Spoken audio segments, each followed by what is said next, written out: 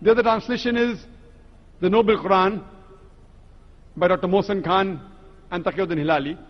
But this, I would not recommend it to be given to non-Muslims. Muslims fine, because there are too many brackets.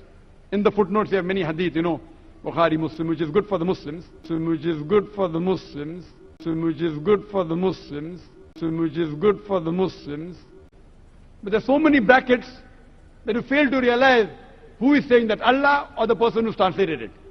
So you give footnotes, no problem, but if you give too many brackets, you fail to realize, is this message from the translator or from Allah subhanahu wa ta'ala? So that's the reason it is good for references, Bukhari, Muslim, Sahih Hadith. But for non-Muslim, I personally don't advise you to give that. The other good translation is the Noble Quran by Taqiyuddin Hilali and Mohsen Khan. This translation I especially recommend for the Muslims. This translation I especially recommend for the Muslims. This translation I especially recommend for the Muslims. This translation I especially recommend for the Muslims. I don't recommend for the non-Muslims because it has too many brackets. And it's good for the Muslims because in the footnotes, very often, they give references from, say, Bukhari, say, Muslim. So it's helpful for the Muslim to understand the Quran better.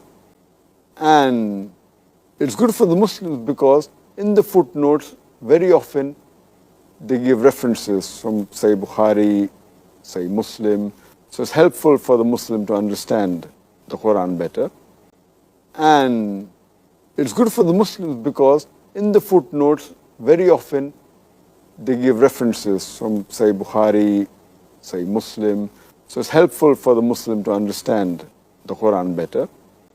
And it's good for the Muslims because in the footnotes, very often, they give references from, say, Bukhari, say, Muslim. So it's helpful for the Muslim to understand the Quran better.